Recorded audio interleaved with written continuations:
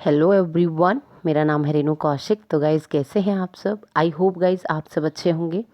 तो आज की जो हमारी सीरीज़ होने वाली है गाइस 60 इंपॉर्टेंट टॉपिक सीरीज़ की, जो मेरा टॉपिक होने वाला है वो है मेरा प्रैक्टिस क्वेश्चंस, जो मैंने टाइप ऑफ सैम्पलिंग आपको कराया था।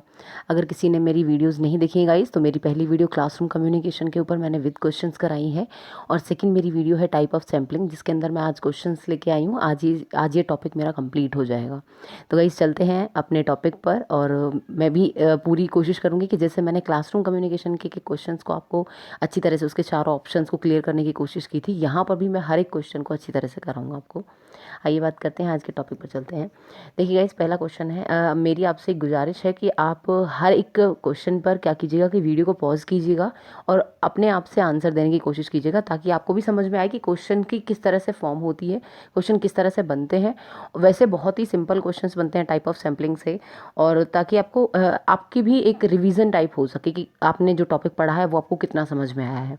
आइए बात करते हैं। पहला क्वेश्चन है हमारा, which one is called non probability sampling. देखिए गाइस, बात करूं ऑप्शंस की, तो ऑप्शन है, पहला है हमारा cluster sampling, second is quota sampling, third is systematic sampling, and fourth is stratified random sampling. हम सभी जानते हैं कि अगर मैं बात करूं, ये तीन मेरे कैसे हैं, ये तीन मेरे प्रोबेबिलिटी सैम्पलिंग के टाइप हैं। इनमें से सिर्फ एक ऐसा है जो मेरा नॉन प्रोबेबिलिटी, वो कौन सा है? कोटा सैम्पलिंग है। क्लस्टर के अंदर क्या होता था गाइस? क्लस्टर के अंदर हम सभी जानते थे कि पूरी की पूरी पॉपुलेशन होती थी, वो डिफरेंट डिफरेंट क्लस्टर्स में डिवाइड होती थी, हेट्रोजीनियस क्लस्टर में से, जिसमें हम एक एरिया को किसी एक क्लस्टर को ले लेते थे, और वो जो क्लस्टर था फिर उसमें से हम क्या करते थे, एक रैंडम जो है वो सैंपल उठाते थे। कोटा के अंदर हमें पता था गाइस कि कोटा क्या है। कोटा के अंदर क्या होता था कि हमारा पहले ही जो हमारी पॉपुलेशन है उसको क्या करते थे, पॉपुलेशन से जो हम सैंपल निकालते हैं उस सैंपल को हम प्री डिफाइंड जो मेरे स्टैंडर्ड्स होते हैं, या मैं बोल सकती हूँ कि प्रोपोर्शन में, पहले से एक फिक्स प्रोपोर्शन में जो है वो डिवाइड कर देते थे। उसके बाद सिस्टमैटिक के अंदर क्या था कि रेगुलर इंटरवल से आप डेटा उठाते हो, एक ऑर्डर में डेटा को अरेंज करते हो, और वहाँ से क्या करते हो आप रेगुलर इंटरवल से डेटा को या सैंपल को कलेक्ट करते थे। स्ट्रैटिफाइड रैंडम सैम्पलिंग मैंने बताया था गाइज आपको कि स्ट्रैटिफाइड रैंडम सैम्पलिंग क्या था, कि आपकी पॉपुलेशन है, पॉपुलेशन में से आप होमोजीनियस ग्रुप बनाओगे, और फिर वो होमोजीनियस ग्रुप क्या होंगे आपके, वैसे विद इन जो स्ट्रेटा होंगे वो होमोजीनिटी होगी, लेकिन आउटसाइड आप देख रहे हो कि ये स्ट्रेटा बिल्कुल डिफरेंट होता है इससे, और फिर क्या करते हो आप, रैंडमाइजेशन के बेस पर आप क्या करते हो, सैंपल को कलेक्ट कर लेते हो। आई होप गाइज आपको चारों ऑप्शंस क्लियर हो गए होंगे। बात करते हैं सेकंड क्वेश्चन की, विच of the following sample method is appropriate to study the prevalence of AIDS amongst male and female in India in 1976, 1986, 1996 and 2006। क्या कह रहा है क्वेश्चन के अंदर गाइस, कि वो सैम्पलिंग, कौन सा सैम्पलिंग मेथड जो है वो अप्रोप्रिएट होगा अगर हम स्टडी करते हैं कि एड्स जो था ना वो इन ईयर्स के अंदर 1976, 1986, 1996 और 2006 के अंदर मेल जो हमारे मेल के अंदर ज़्यादा होता था या फीमेल्स में ज़्यादा होता था। तो सिंपल सी बात है गाइस, यहाँ पर क्वेश्चन आपको समझ में आ गया होगा। क्वेश्चन के अंदर बोल रहा है कि ऑप्शन में बोल रहा है कि क्लस्टर सैम्पलिंग है, सिस्टमैटिक सैम्पलिंग है, या कोटा सैम्पलिंग है, या स्ट्रैटिफाइड रैंडम सैम्पलिंग है। क्वेश्चन के अंदर ही आंसर है गाइस। अगर मैं देखूं, कोशिश करूं, तो आपको एक सीरीज, एक ऑर्डर, मैं बोलूं सिस्टमैटिक वे में डेटा अरेंज हुआ नजर आ रहा है कि 1976 है, देन 1986 है, देन 1996 है, देन 2006 है। और मैंने अभी बताया कि आप एक ऑर्डर में जब आप डेटा को अरेंज करते हो, सैंपल को अरेंज करते हो, तो वो मेरा क्या कहलाता है, सिस्टमैटिक सैम्पलिंग कहलाता है। Clear guys? तो यहाँ मेरा कौन सा आंसर होगा, यहाँ मेरा आंसर होगा आंसर नंबर 2। इससे पहले गाइस मेरा पहले वाले क्वेश्चन का आंसर क्या था, यहाँ भी आंसर नंबर 2 था। उसके बाद हम बात करते हैं एक स्टेटिस्टिकल मेजर जो based upon the entire population. वो कह रहा है गाइस, एक स्टेटिस्टिकल मेजर जो बेस्ड है आपकी एंटायर पॉपुलेशन पर, उसको बोलते हैं पैरामीटर। उसके बाद while measure based upon a sample, और अगर मैं बात करती हूँ सैंपल के जो पार्ट ऑफ पॉपुलेशन है, इसके मेजर को हम क्या बोलते हैं। देखिए गाइज, मैं आपको 3 टर्म समझा देती हूँ ताकि आपको क्लियर हो जाए। एक होता है आपका सैंपल, एक होता है आपका पॉपुलेशन, और एक मैं बात करती हूँ आपका इन्फ्रेंस। देखिए गाइज, अगर मैं बात करूँ, सबसे पहले हम बात करते हैं पॉपुलेशन। देखिए गाइज, पॉपुलेशन एक ऐसी वैल्यू, एक ऐसी एवरेज वैल्यू जो एंटायर पॉपुलेशन की कैरेक्टरिस्टिक, ये मेरी पॉपुलेशन है और इस पूरी की पूरी पॉपुलेशन की कैरेक्टरिस्टिक को रिप्रेजेंट करती है, या मैं बोल सकती हूँ कि मेरी एक ऐसी वैल्यू जो क्या करे कि मेरी पूरी की पूरी पॉपुलेशन को एक तरीके से रिप्रेजेंट करे, वो क्या कहलाती है, उसको बोलते हैं गाइज हम पैरामीटर। Clear guys? पॉपुलेशन को मेजर करने वाली वो वैल्यू जो उसके एंटायर पॉपुलेशन की कैरेक्टरिस्टिक को रिप्रेजेंट करती है वो वैल्यू कहलाती है मेरी क्या, वो कहलाता है मेरा पैरामीटर। अब पैरामीटर के अंदर हमारे कौन कौन से आते हैं, मीन आता है और आपके आते हैं SD, standard deviation. Okay guys, now एक होता है मेरा स्टैटिस्टिक। अब मैंने आपको बताया था इस पॉपुलेशन का एक पार्ट है, अब इस पार्ट की हम स्टडी करते हैं तो उसको क्या बोलते हैं गाइस, उसको मैंने बताया था आपको स्टैटिस्टिक बोलते हैं। ठीक है, अब स्टैटिस्टिक क्या है कि अब सैंपल की जो कैरेक्टरिस्टिक्स होंगी ना गाइस, सैंपल की कैरेक्टरिस्टिक को मेजर करने के लिए हम बोल सकते हैं कि सैंपल की कैरेक्टरिस्टिक को कौन मेजर करता है, आपका स्टैटिस्टिक मेजर करता है। इसके बाद एक वर्ड है इन्फ्रेंस। देखिए गाइस, इन्फ्रेंस का मतलब क्या होता है, इन्फ्रेंस का मतलब होता है आप किसी कंक्लूजन पर पहुंचते हो, लेकिन आप किसी कंक्लूजन पर किस चीज़ के थ्रू पहुंचते हो, आप किसी कंक्लूजन पर पहुंचते हो किसी हाइपोथेसिस के बेस पर। आप लोगों ने देखा होगा रिसर्च के अंदर भी कि आप पहले हाइपोथेसिस बनाते हो, फिर उन हाइपोथेसिस को टेस्ट वगैरह करते हो, उसके बेस पर आप किसी इन्फ्रेंस या कंक्लूजन पर पहुंचते हो। क्लियर हो गया होगा गाइस यहाँ पर। अब क्वेश्चन के अकॉर्डिंग चलते हैं कि एक स्टैटिस्टिकल मेजर जो बेस्ड है एंटायर पॉपुलेशन पर, उसको आप क्या कहते हैं, उस मेजर को आप पैरामीटर कहते हैं, लेकिन जो मेजर आपका बेस्ड है सैंपल पर उसको क्या बोलते हैं गाइस, मैंने अभी बताया सैंपल की स्टडी को हम क्या बोलते हैं, या फिर सैंपल को मेजर करने वाली उस वैल्यू को या उस कैरेक्टरिस्टिक को हम क्या बोलते हैं, स्टैटिस्टिक बोलते हैं। सैंपल की कैरेक्टरिस्टिक को हम क्या बोलते हैं गाइस, स्टैटिस्टिक बोलते हैं। क्लियर, यहाँ पर आंसर कौन सा है मेरा, आंसर नंबर 3। इसके बाद नेक्स्ट क्वेश्चन है from the list given below. यहाँ पर आपको एक लिस्ट दे रखी है, इसके अंदर आपको बताना है कि नॉन प्रोबेबिलिटी सैम्पलिंग कौन कौन सी हैं। देखिए guys, simple random sampling, dimensional sampling, snowball, cluster, quota, stratified. हमें पता है सिंपल रैंडम सैम्पलिंग आपकी प्रोबेबिलिटी होती है, डायमेंशनल जिसको नहीं पता है बता दूंगी, स्नोबॉल हमें पता है नॉन प्रोबेबिलिटी होती है, क्लस्टर हमें पता है प्रोबेबिलिटी है, कोटा हमें पता है नॉन प्रोबेबिलिटी है, एंड स्ट्रैटिफाइड हमें पता है कौन सी है, प्रोबेबिलिटी सैम्पलिंग है। तो गाइज अगर मैं ऑप्शंस के अकॉर्डिंग जाऊं तो ऑप्शंस में मेरा फोर्थ ऑप्शन जो है वो मेरा क्या है, आंसर यहाँ पर होगा, फोर्थ आंसर। लेकिन गाइज मैं आपको यहाँ पर एक चीज़ बता देना चाहती हूँ कि एक होता है आपका कोटा सैम्पलिंग, एक होता है आपका डायमेंशनल सैम्पलिंग। दोनों के बारे में पहले बता देती हूँ कि क्या होती है। देखिए गाइज, ये है कोटा सैम्पलिंग, ये है आपकी डायमेंशनल सैम्पलिंग। देखिए गाइस, कोटा सैम्पलिंग मैंने आपको बताया था कि कोटा के अंदर क्या होता है कि मान लीजिए मेरी पॉपुलेशन है, इस पॉपुलेशन में से मैंने जो सैंपल निकाला है वो सैंपल मेरा कैसा होता है, प्री डिफाइंड स्टैंडर्ड पर बेस्ड होता है। मैं बोल सकती हूँ कि पहले से पहले ही आपने एक प्रोपोर्शन उनके लिए फिक्स कर रखा है कि आप किस किस बेस पर आप जो है सैंपल कलेक्ट करेंगे। मैंने आपको बताया था, यहाँ पर एग्जाम्पल दिया था, लाइक जो जॉब है उसके लिए क्या निकली है, एक तरीके से वैकेंसीज निकली हैं, तो आपने क्या किया, आपने सीट बताई है कि जनरल कैटेगरी की सीट जो होंगी वो 100 होंगी, ठीक है, और ST SC वालों की सीट जो होंगी वो 200 होंगी, और जो आपकी OBC है उनकी जो सीट होंगी वो 150 होंगी। क्लियर गाइस, यहाँ पर आपने क्या बता रखा है, यहाँ पर आपने कैटेगरीज में डिवाइड कर दिया। आपको एक चीज़ याद रखनी है गाइस, जब भी हम कोटा की बात करते हैं गाइस, जब भी हम कोटा की बात करेंगे, कोटा के अंदर आपको क्या ध्यान में रखना है कि कोटा के अंदर रिस्पॉन्डेंट बहुत सारे होते हैं, बहुत सारे रिस्पॉन्डेंट हैं। मैं अगर खाली जनरल कैटेगरी की बात करूं तो जनरल कैटेगरी में ही रिस्पॉन्डेंट बहुत सारे हैं। कोटा के अंदर रिस्पॉन्डेंट बहुत सारे हैं लेकिन सिग्निफिकेंट कैरेक्टर होते हैं, सिग्निफिकेंट कैरेक्टरिस्टिक्स होती हैं। मतलब कि क्या, कि आप देख रहे हो कि एक ही कैटेगरी के अंदर क्या है, जनरल कैटेगरी के अंदर है ये सारे, उसके बाद बहुत सारे रिस्पॉन्डेंट आपके किसके अंदर होंगे, बहुत सारे रिस्पॉन्डेंट आपके ST SC के अंदर होंगे। क्लियर गाइज, ये था आपका कोटा। अब बात करते हैं डायमेंशनल की। कोटा और डायमेंशनल में आपको फर्क अपने आप ही नजर आ जाएगा कि डायमेंशनल के अंदर क्या होता है। देखिए गाइज, कोटा की ही एक्सटेंडेड फॉर्म को हम क्या बोलते हैं, डायमेंशनल सैम्पलिंग बोलते हैं। कैसे, डायमेंशनल सैम्पलिंग के अंदर क्या होता है कि एक रिस्पॉन्डेंट होता है, अब उस एक ही रिस्पॉन्डेंट से बहुत सारी कैरेक्टरिस्टिक्स या उससे बहुत सारी कैरेक्टरिस्टिक के बारे में पता किया जाता है। जैसे फॉर एग्जांपल मान लीजिए मैं एक रिसर्चर हूं और मैं किसी विलेज एरिया के अंदर गई, तो उस विलेज एरिया के अंदर अगर मुझे स्टडी करनी है, जो मेरे जेरिएट्रिक जो मेरे पर्सन होते हैं, जेरिएट्रिक पर्सन गाइज वो होते हैं जो 65 ईयर्स से ज़्यादा के होते हैं, जो मतलब मेरे बुजुर्ग होते हैं 65 ईयर्स से अबव जो होते हैं। तो उनसे मान लीजिए मैंने वहाँ पर, मैं पर्टिकुलर गांव में गई, मैंने वहाँ पे क्या किया, मैंने वहाँ पर किसी एक बुजुर्ग से क्या किया कि किन्हीं एक बुजुर्ग से ही मैंने क्या किया, ये मान लो वो बुजुर्ग हैं, मैंने इनसे ही सारी की सारी बातें पूछ ली। क्या, मैं उनसे पूछूंगी उनका जेंडर, उनका नाम, उनकी एज, उनकी इनकम, उनके एजुकेशन पूछूंगी, उनकी रेजिडेंशियल स्टेटस पूछूंगी, उनकी फैमिली के बारे में पता करूंगी, उनकी हैबिट, उनकी फूड, उनकी स्लीप। मतलब कहने का मतलब है कि रिस्पॉन्डेंट एक होगा लेकिन मैं उससे जो पूछ रही हूँ ना, वो जो कैरेक्टरिस्टिक्स हैं वो बहुत सारी है, मल्टीपल कैरेक्टर की बात की जाती है। तो गाइज आई होप आपको ये क्लियर हो गया होगा कि मैं बात करूँ अगर डायमेंशनल की और मैं बात करूँ कोटा की, तो कोटा के अंदर क्या होता है, रिस्पॉन्डेंट बहुत सारे होते हैं, ठीक है, रिस्पोंडेंट बहुत सारे हैं, लेकिन एक सिग्निफिकेंट कैरेक्टर के बेस पर आप क्या करते हो, सैंपल कलेक्ट करते हो। डायमेंशनल के अंदर क्या होता है, डायमेंशनल के अंदर रिस्पोंडेंट एक है और उस एक रिस्पोंडेंट से आप क्या कर रहे हो, उस एक डायमेंशनल के अंदर क्या है कि एक रिस्पोंडेंट है और उससे आप बहुत मल्टीपल कैरेक्टर के बेस पर क्या कर रहे हो, डेटा या सैंपल कलेक्ट कर रहे हो। क्लियर गाइस, यहाँ पर आंसर आपका 4 है। इसके बाद हम बात करते हैं नेक्स्ट क्वेश्चन पर चलते हैं। In which of the following sampling method employed in research the unit comprising the sample equal and independent chance. Question के अंदर क्या बोल रहा है गाइस कि वो कौन सा सैम्पलिंग मेथड है जिसके अंदर आप क्या करते हो, सैंपल को इक्वल और इंडिपेंडेंट चांस देते हो। देखो, सबसे पहला है stage sampling, second is cluster sampling, third is dimensional, fourth is snowball. हम सभी जानते हैं स्नोबॉल सैम्पलिंग आपकी कौन सी होती है, नॉन प्रोबेबिलिटी सैम्पलिंग होती है, इक्वल चांस का मतलब ही नहीं बनता।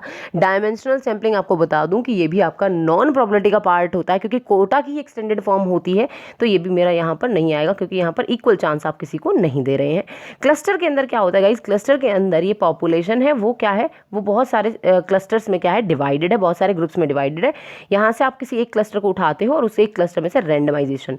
तो क्या यहाँ पर जो आपका क्वेश्चन है वो बिल्कुल सही बैठता है। अगर मैं बात करूँ आंसर की तो वो है गाइस आपका आंसर नंबर 2। लेकिन इससे पहले मैं आपको बता देती हूँ कि आपकी स्टेज सैम्पलिंग क्या कहती है। स्टेज सैम्पलिंग मैंने बताया था कि ये आपकी कॉम्प्लेक्स, जब क्लस्टर सैम्पलिंग आपकी कॉम्प्लेक्स होती है तो उसको क्या बोलते हैं, हम स्टेज सैम्पलिंग बोलते हैं। इट मीन्स ये एक क्लस्टर था, मैंने इससे रेंडमाइजेशन के बेस पर उठाया, फिर यहाँ से मैंने सैंपल उठाया, फिर यहाँ से मैंने सैंपल उठाया। इट मीन्स बहुत सारी स्टेजेस में होकर गुजरना पड़ता है, तो इक्वल चांसेस। यहाँ पर आपकी कौन सी, रैंडम सैम्पलिंग, स्ट्रैटिफाइड सैम्पलिंग और आपकी क्लस्टर सैम्पलिंग, तीनों को ही मिक्स कर लिया जाता है। तो यहाँ पर आंसर कौन सा है गाइस आपका, है क्लस्टर सैम्पलिंग, क्योंकि इंडिपेंडेंट चांस की बात कर रहा है और कैसा सैंपल है, सैंपल आपका इक्वल है। आंसर है यहाँ पर 2। नेक्स्ट क्वेश्चन पर चलते हैं guys. In which of the following type of sampling the information is carried out under the opinion of an expert. देखिए गाइस क्या कह रहा है, क्वेश्चन को ध्यान से समझिएगा कि कौन सी फॉलोइंग टाइप्स ऑफ सैम्पलिंग है जिसके अंदर जो इन्फॉर्मेशन आप कैरिड आउट करते हो वो किस पर बेस्ड होती है, एक्सपर्ट्स के ओपिनियन पर। देखिए गाइस, कोटा के अंदर तो सिंपल सी बात है, स्टैंडर्ड फिक्स करते हैं हम, ठीक है। कन्वीनियंस के अंदर क्या होता है गाइस, कन्वीनियंस के अंदर होता है कि मैं अपनी कन्वीनियंस के बेस पर, जहां मुझे टाइम कम लगेगा, कॉस्ट कम लगेगी, जहां मेरे रिसोर्सेज कम लगेंगे, मैं वहां से डेटा कलेक्ट करूंगी। पर्पसिव सैम्पलिंग का मतलब क्या है कि मेरा पहले से पहले एक पर्पस फिक्स है कि मैं जिस डेटा को उठा रही हूँ, जिस सैंपल को उठा रही हूँ, वो सिर्फ और सिर्फ मेरे पर्पस से रिलेटेड होगा। पूरी पॉपुलेशन को वो रिप्रेजेंट करे ना करे मुझे कोई फर्क नहीं पड़ता। बात करते हैं जजमेंट सैम्पलिंग की। जजमेंट का मतलब क्या होता है गाइस, ओपिनियन। कि मैं किसी से क्या पूछ रही हूँ, किसी का ओपिनियन पूछ रही हूँ। मैंने बताया था आपको कि हम जैसे यूनिवर्सिटीज़ के अंदर पूछते हैं ना आपसे कि आप हमारे यहाँ से मास्टर डिग्री करना चाहते हैं नहीं करना चाहते, तो वहाँ पर आपका ओपिनियन मांगा जाता है। अगर आप उस सैंपल के अंदर आते हैं तो आपको येस करना होता है और नहीं आते हैं तो आपको नो करना होता है। Clear guys. उसके बाद यहाँ पर आपका आंसर कौन सा है, आंसर नंबर 4। उसके बाद विच of the following is subset of population, कि इनमें से कौन सा पॉपुलेशन का सबसेट है। गाइस हम सभी जानते हैं कि ये मेरी पॉपुलेशन है और इस पॉपुलेशन का पार्ट मेरा क्या कहलाता है गाइस, सैंपल कहलाता है। क्लियर। तो यहाँ आंसर कौन सा हो गया मेरा, answer number 2। Next question, selection of football team for FIFA World Cup is called as. क्या बोल रहा है गाइस, वो कह रहा है कि सिलेक्शन कर रहे हो आप एक फुटबॉल टीम के लिए। क्वेश्चन को ध्यान से पढ़िएगा गाइस ताकि आपको क्वेश्चन से ही अंडरस्टैंडिंग हो जाए कि वो क्या पूछना चाह रहा है। सबसे पहला है रैंडम सैम्पलिंग। क्या हर जगह मैं रैंडमाइजेशन का यूज कर सकती हूँ। वो कह रहा है कि मुझे एक फुटबॉल टीम को चूज करना है, क्या यहाँ पर रैंडम सैम्पलिंग होगी कि हर एक के आने के चांस होंगे इसमें, बिल्कुल भी नहीं। जिसके अंदर काबिलियत होगी इस फुटबॉल टीम के अंदर आने की उसी के तो चांसेस होंगे गाइस।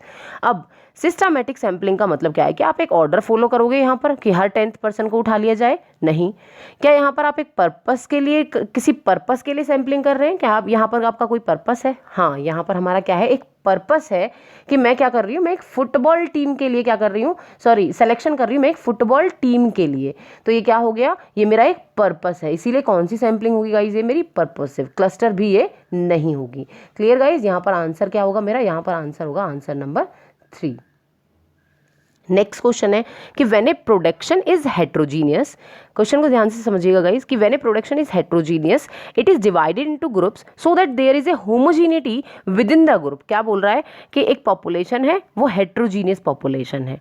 अब इस हेट्रोजीनियस पॉपुलेशन को आपने क्या किया, डिवाइड किया है ग्रुप्स के अंदर, so that there is in homogeneity within group, कि आप क्या कर रहे हो, आप एक क्लस्टर को, मान लीजिए एक ग्रुप को आपने उठाया और उसके बेस पर आपने क्या कर दिया, होमोजीनियस ग्रुप बना दिए। अब होमोजीनियस के बेस पर आप क्या कर रहे हो, रेंडमाइजेशन के बेस पर सिलेक्शन कर रहे हो। मैंने आपको बताया था गाइज कि जब भी आप होमोजीनियस ग्रुप बनाओगे विद इन होमोजीनियटी होगी, लेकिन आउटसाइडर क्या होगी, हेट्रोजीनियटी होगी। तो गाइज क्वेश्चन को ध्यान से समझिएगा, ऐसा नहीं है हेट्रोजीनियस देखते ही आपने क्लस्टर सैंपलिंग कर दिया, नहीं, आपको ध्यान से समझना है कि वो बात कर रहा है कि ग्रुप के अंदर क्या है, होमोजीनियटी है। और जब आप बात करोगे कि हर एक ग्रुप से क्या कर रहे हो, होमोजीनियस ग्रुप से आप रैंडम सिलेक्शन कर रहे हो, तो ये मेरा कौन सा होता है, स्ट्रैटिफाइड रैंडम सैंपलिंग मेथड होता है। क्लियर गाइस, फोर्थ इसका आंसर है। नेक्स्ट क्वेश्चन है, chunk sampling is non age. Guys आपको बता दूं कि चंक सैम्पलिंग का, चंक का मतलब क्या होता है, चंक का मतलब होता है फ्रैक्शन ऑफ पॉपुलेशन। ये मेरी पॉपुलेशन है, इस पॉपुलेशन का मेरा जो टुकड़ा है या मेरी पॉपुलेशन का जो फ्रैक्शन पार्ट जो है वो मेरी क्या कहलाता है, वो मेरा कहलाता है चंक। चंक का मतलब क्या होता है कि मैं जो ये सैंपल लूंगी ना गाइज, वो जो सैंपल मैं कलेक्ट करूंगी वो ना तो बेस्ड होना चाहिए मेरी प्रोबेबिलिटी पर कि मैं सभी को इक्वल चांस दूं, और ना ही बेस्ड होना चाहिए मेरे जजमेंट पर कि मैं किसी ओपिनियन के बेस पर सैंपल को कलेक्ट कर लूं।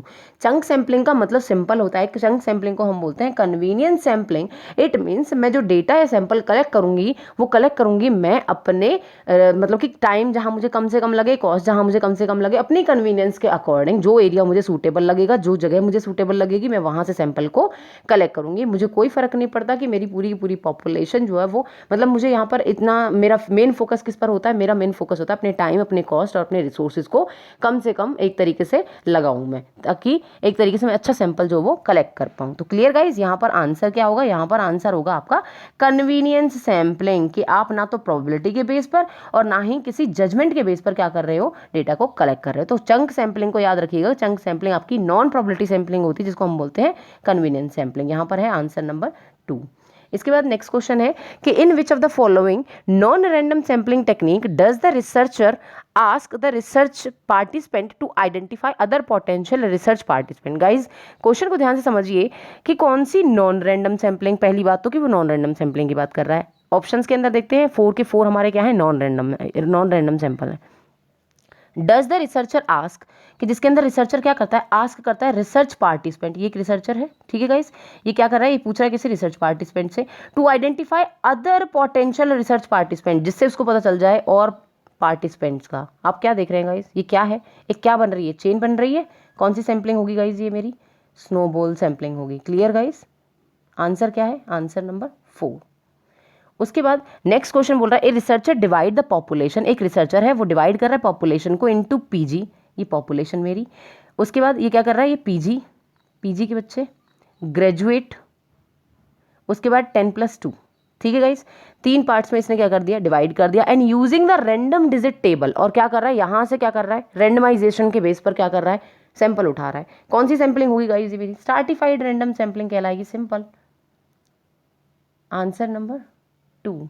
क्लियर गाइस, क्वेश्चन को ध्यान से पढ़ेंगे तो डेफिनेटली आपका आंसर निकल के आएगा। और जिस तरह से मैं बना रही हूँ कि क्वेश्चन के बेस पर मैं क्या कर रही हूँ, आपको हर एक क्वेश्चन के अंदर बता रही हूँ कि किस तरह से पॉपुलेशन है वो कैसे कैसे बोलता जा रहा है, वैसे वैसे आप उसको डायग्राम के थ्रू बना सकते हैं और आपको क्वेश्चन का आंसर मिल जाएगा। उसके बाद हम बात करते हैं guys, which technique is generally followed when the population is finite. Population आपकी क्या है, फाइनाइट है, तो उस केस में आप कौन सी सैंपलिंग करेंगे गाइस। देखिए सबसे पहला है हमारा एरिया सैंपलिंग। एरिया सैंपलिंग क्या है, क्या थी गाइज हमारी एरिया सैंपलिंग, हम किसको बोलते थे, हम बोलते थे आपकी क्लस्टर सैंपलिंग को हम क्या बोलते थे, एरिया सैंपलिंग। तो क्या मेरी ये सैंपलिंग होगी, नहीं, पॉपुलेशन यहाँ पर फाइनाइट नहीं होती। कैसी होती है, क्लस्टर के अंदर आपकी पॉपुलेशन इनफाइनाइट होती है। उसके बाद हमारी होती है सिस्टमैटिक सैंपलिंग। सिस्टमैटिक सैंपलिंग के अंदर क्या होता है गाइज कि आपको 50, मान लीजिए 50 आपकी पॉपुलेशन है और आपको इसी को डेटा में, इसी को एक ऑर्डर में अरेंज करना है, तो आप क्या करोगे, आप जो है 10-10 इंटरवल में क्या करोगे, डेटा को कलेक्ट कर लोगे। पर्पोसिव क्या, पर्पस के अकॉर्डिंग डेटा को कलेक्ट करोगे, नहीं। तो गाइज यहाँ पर आपको आंसर समझ में आ गया होगा कि इनफाइनाइट और फाइनाइट, एक होता है इनफाइनाइट, एक होता है फाइनाइट। इनफाइनाइट का मतलब होता है लार्ज पॉपुलेशन और फाइनाइट का मतलब होता है कि स्मॉल पॉपुलेशन। तो स्मॉल पॉपुलेशन के लिए आपकी कौन सी सैंपलिंग बेस्ट होगी गाइस, सिस्टमैटिक सैंपलिंग, क्योंकि आपको ऑर्डर में अरेंज करना है और बहुत बड़ी पॉपुलेशन को आप ऑर्डर में अरेंज नहीं कर सकते हैं। तो यहाँ पर आंसर कौन सा होगा, आंसर होगा गाइस आपका 2। उसके बाद हम बात करते हैं, नेक्स्ट क्वेश्चन है गाइस हमारा, a researcher divide his population into certain group and fixing the size of sample from each group. एक रिसर्चर क्या कर रहा है, डिवाइड कर रहा है, ये पॉपुलेशन है, रिसर्चर क्या कर रहा है, डिवाइड कर रहा है पॉपुलेशन को ईच ग्रुप बना दिए और ये ग्रुप में क्या कर रहा है, ये ग्रुप कैसे हैं, फिक्सिंग है, इनके साइज जो है ना गाइज वो कैसे हैं, वो फिक्स हैं। तो मैंने अभी आपको बताया कि प्रोपोर्शनेट में बांट देना, प्रोपोर्शन कर देना और प्रोपोर्शन फिक्स कर देना किसके अंदर आता है गाइज, आपका कोटा सैम्पलिंग का पार्ट होता है answer number 2। I hope guys मैंने पूरी कोशिश की है कि आपको इस सीरीज़ के हर एक क्वेश्चन की अच्छी अंडरस्टैंडिंग दी जाए ताकि आपको हर एक क्वेश्चन बहुत अच्छे से क्लियर हो जाए। आई होप गाइज आप सभी को समझ में आया होगा। Thank you so much guys.